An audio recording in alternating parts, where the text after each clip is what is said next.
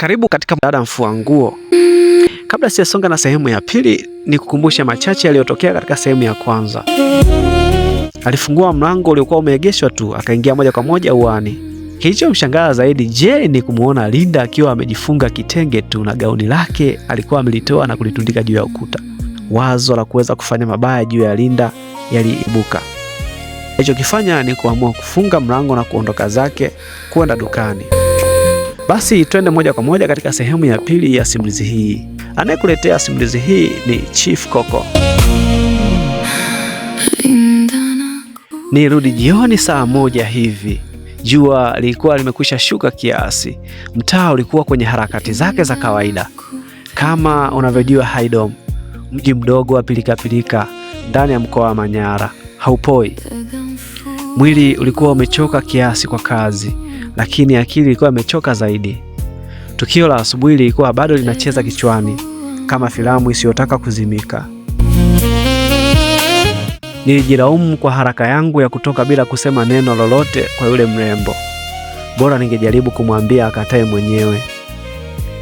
Nilikumbuka kuwa sikuwa nimemlipa pesa yake ya kazi. Mambo si ndo hayo, nilijiongelesha. Acha nianzie hapa, nimalize hili mapema. Nilibeba pesa yangu nikaelekea upande wa pili wa mtaa, kwenye geto moja ambako wale wakina dada wafua nguo waliishi. Walifanya kufua nguo kuwa ofisi yao ya kila siku. Niliwazoea wawili, Ritaeli na Naomi. Sasa ni huyu mpya niliyemjua leo. Walikuwa wachangamfu, waongeaji na waliojua stori ya kila mpangaji. Nilipoingia uwanjani, palikuwa na wapangaji wa kike wawili waliokuwa wakipikia nje. Niliwasalimia na kuelekea mlango wa chumba cha kina Rita. Nilisimama kidogo kabla ya kuingia, nikavuta pumzi ndefu. Sijui kwa nini, lakini moyo wangu ulidunda kwa kasi isiyo kawaida nilipokaribia mlango. Nilisikia vicheko vya hapa na pale na stori. Vile vicheko vya kuzoeana. Vicheko vya wanawake waliokuwa wamechoka lakini hawakuacha kucheka. Niligonga mara 3. Mara mlango ulifunguliwa nusu. Naomi akachomoza kichwa chake nje. Jay! Karibu, ingia ndani utusalimie. Kutokea ndani nilisikia sauti ya Rita akiuliza ni nani. Na Naomi akasema ni mimi. Akaingilia nafasi ya Naomi mlangoni. Jay! Wow! Alinichangamkia huku akiachia mlango na kunipisha nipite. Sikuwahi kuingia. Nilisita. Nilitoa wallet kutaka kumpa pesa yao. Aligoma kupokea, eti hadi niingie. Nilijikaza nikazama. Nyuma nilisindikizwa na shamra ya maneno kutoka kwa Naomi na Ritaeli, wakionyesha kufurahia ujio wangu. Katikati ya chumba kulikuwa na meza ndogo ya mbao iliyopauka rangi, huku stuli 3 zikiizunguka. Pembeni kitanda cha 6 kwa 6 kilibanwa ukutani kuongeza nafasi ya chumba. Nguo kadhaa zilining'inizwa ukutani na nyingine zilizokwisha valiwa, nguo za ndani, magauni, suruali za jeans na vitenge.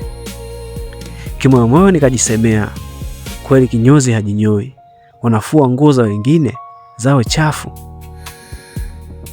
Linda alikuwa amekaa pembeni, juu ya kigoda mbele kukiwa na jiko la mkaa lililozalisha joto kupunguza kibaridi cha jioni. Alikuwa kimya kama bubu. Alikuwa ameshika kikombe cha uji ya ulezi, macho yake yakiwa chini kama mtu aliyekuwa akisikiliza zaidi kuliko kuzungumza. Tulikutana macho. Kwa sekunde moja dunia ilisimama. Aibu iliyotupata asubuhi ilirudi. Alikwepa kunitazama moja kwa moja. Rita ndiye alikuwa wa kwanza kuvunja ukimya. Nilikaribishwa kiti nikakaa. Jerry, vipi bro? Alisema kwa sauti ya kujiamini. Naomi akaongeza, umesahau hata kuaga asubuhi? Nilitabasamu kwa shida, nikajifanya niko kawaida. Nilikuwa nimechelewa sana. Nilisema, nimekuja kuwalipa. Nilijifanya kuwa hana haraka ili wasigundue azma yangu. Nilifungua wallet niliyokuwa nimeishikilia tangu nje. Rita akaniwahi. Bro, pata kwanza kikombe cha uji. Alinizuia nisitoe mkwanja, nikarudisha, nikatuliza ngebe. Alinimiminia uji mzito kwenye kikombe kikubwa cha udongo. Nilikunywa taratibu, nikisindikiza na stori mchanganyiko na vicheko visivyo na idadi. Kiwiziwizi macho yangu yalimpitia Linda, naye akajibu kwa nusu tabasamu na aibu juu. Nusu saa ilikatika, stori za bandika bandua za Rita hazikuisha. Niliporidhika niliwakabidhi pesa yao, walipokea kwa vicheko na shukrani zao za kawaida. Nilikaa dakika chache zaidi, nikibadili stori ndogo ndogo zisizokuwa na maana, bei ya mitumba, wateja wa leo, mvua iliyokuwa inakuja. Lakini kila neno lilikuwa likizunguka kutafuta upenyo na kuondoa ukuta kati yangu na Linda aliyekuwa kimya na akijifanya kutokuwepo kati yetu. Naomi akamtazama, akatabasamu kwa kejeli kidogo. Linda, mbona leo umekuwa mpole sana? Unaogopa wageni? Rita akacheka. Au kuna mtu ameukwaza? Linda alinyanyua macho polepole, akanitazama kwa sekunde chache, kisha akayatoa. Hapana, alisema kwa sauti ya chini. Niko sawa. Kimya kifupi kilitawala. Nilihisi kama kila mtu alikuwa amejua kilichotokea, hata kama alikuwa hajaambiwa. Ile hali ya hewa ya aibu ilikuwa nzito, ilining'inia juu yetu kama moshi. Nimekuja pia kusema asante kwenu, nilimgeukia Linda. Pole kwa yote na nakushukuru. Maneno yalinitoka kwa shida. Hata hivyo bora nisingeongea hayo ya mwisho, kwani yaliwafanya kina Rita na Naomi kuongeza mashaka juu yetu. Wakapigana kope, kupeana signal, wakacheka kimbea. Linda alitikisa kichwa taratibu. Ni sawa, alisema. Usijali, yameisha. Sauti yake ilikuwa tulivu, lakini ndani yake kulikuwa na kitu kingine, kitu kisichosemwa. Rita na Naomi walitazamana. Walihisi. Wanawake huwa wanahisi haraka, lakini hawakusema chochote. Waliruhusu kimya kifanye kazi yake. Niliposimama kuondoka, nilishangaa Linda naye akisimama. Nikajua kama akijichanganya tu, akaongeza hata hatua 5 mbele, basi simwachi. Alishia mlangoni, akanipa mkono wa kwaheri nyuma yangu. Karibu tena, alisema kwa sauti ya kawaida, lakini macho yake hayakuwa kawaida. Asante, nilijibu. Jamani, hakuna hata wakunisindikiza? Niliingizia masihara japo nilimaanisha, na kimoyomoyo niliomba Linda aongeze hatua hadi nje ya geti ili nimshushie nondo. Macho yao yalimgeukia Linda kana kwamba yalimhamasisha kuendelea. Alijikausha kama nyamafu na kurudi ndani. Da, wenyeji wagumu sana, nilitimisha nikatoka mwenyewe kama nilivyokuja. Nilipofika getoni kulikuwa kumetulia sana, lakini ndani yangu kulikuwa na kitu kilichokuwa kimeanza kuota mizizi. Si aibu tena tu, bali hamu ya kumjua zaidi. Nilijua wazi tukio la asubuhi halikuwa mwisho. Lilikuwa mwanzo wa kitu ambacho sikuwa nimekipanga juu ya Linda. Nirudi nyumbani nikiwa nimebeba mawazo mazito. Linda hakuondoka kichwani mwangu. Nilijikuta kumkumbuka bila sababu, namna alivyokuwa kimya, alivyozungumza kwa upole. Kwangu naweza kusema kulikuwa na mvutano wa kihisia ulioanza kunikaba taratibu. Nilijiuliza, nitamwonaje tena tuongee? Mbinu yangu ya kwanza haikuzaa matunda. Njia zote nilizofikiria zilionekana kuwa ngumu. Nikienda getoni kwao tena siku nyingine bila sababu, watanishtukia. Sikuwa na dili nao kwa wakati huo, wala sikuzoea kuwatembelea. Nguo zangu zilikuwa bado safi na sikuwa hata na namba ya mmoja wao. Nisingewachelewesha. Siku ya kwanza ikapita kwa huzuni. Jua lilikawia kuzama. Siku ya pili ikapita pia vile vile. Hakukuwa na kuonana wala ajali kama juzi. Jioni ya siku ya 3 uvumilivu uliniishia. Nikiwa dukani karibu saa 11, wazo likanijia ghafla. Nilimwita dereva bodaboda. niliyemzoea, yule niliyemkodi mara kwa mara. Nikamwambia nipeleke kwa kina Rita. Tuliondoka. Bodaboda alichojua ni safari ya kumpa riziki kama safari nyingine. Kumbe mimi na mahesabu yangu kichwani tulijuana. Tulipofika nilishuka, bodaboda akabaki pembeni kidogo akijifanya anaangalia simu, lakini macho yake yalikuwa yanavuta udaku kwa mbali. Si unajua hawa madereva wamebeba siri nyingi sana za watu, ndoa za watu, migogoro ya watu, uchumi wa watu, ramani na makazi za watu kama maafisa mipango miji. Kuhusu michepuko ndo usiseme. Sikumjali. Kama bahati vile, nilipofika getoni kwao wote walikuwepo. Nikapiga stori na Rita na Naomi kwa kawaida. Nikatoa ombi langu kwa ujumla, wao wachague wenyewe.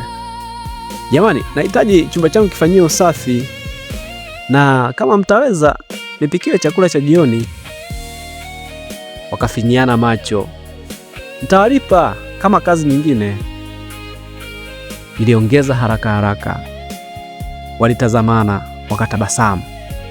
Hizo ni kazi zetu. Hata ukitaka ile shughuli nyingine sema baba, tunakupa.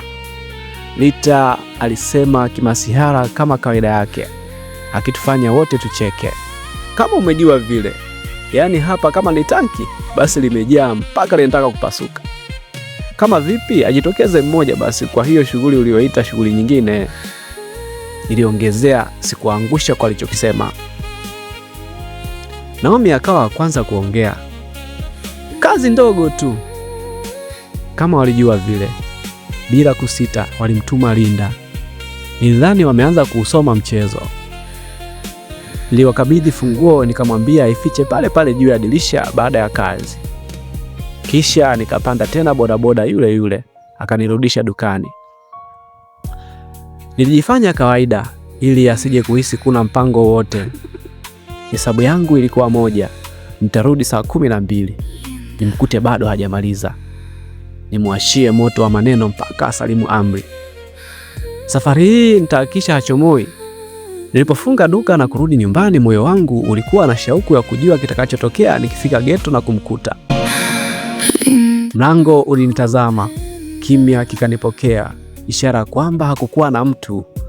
Nilitazama sehemu ile niliyokuwa nikificha funguo mara zote dirishani. Na kweli funguo zilikuwa juu ya dirisha. Hii ni kumaanisha kwamba hapakuwa na mtu. Hata mlango ulikuwa umefungwa. Nilizichukua nikafungua mlango. Ndani kulikuwa na ukimya, lakini chumba kilikuwa kimebadilika. Sakafu ilikuwa inang'aa. Vioo vilikuwa safi kupita kawaida. Madirisha yalikuwa yamefunguliwa kuingiza hewa safi. Na juu ya meza kulikuwa na hotpot. Nilifungua taratibu. Ndani kulikuwa na chakula cha jioni, kimepikwa na kuhifadhiwa kwa uangalifu. Harufu yake ilikuwa bado mpya, kana kwamba alikuwa ametoka muda mfupi uliopita. Kwa bahati mbaya mpishi alichezwa na machale, akaingia mitini. Nilikaa kitandani, nikatazama chumba kilivyosafishwa kwa umakini. Nikatazama chakula alichoniachia. Ndipo nilijawa na huzuni ya kweli, kwa sababu nilikuwa nimekosa yote mawili, biashara na mchumba. Ama kweli mshika mawili, moja humponyoka. Lakini alikuwa amefanya zaidi ya nilichomwambia. Mbali na kupika, alikuwa amesafisha vyombo na kuvipanga kwenye kijikabati. Alikuwa ameondoka kimya kimya na kuniachia harufu nzuri ya manukato iliyopoa chumbani. Nilitabasamu kwa uchungu mdogo, nikajisemea, mara ya pili nimemkosa.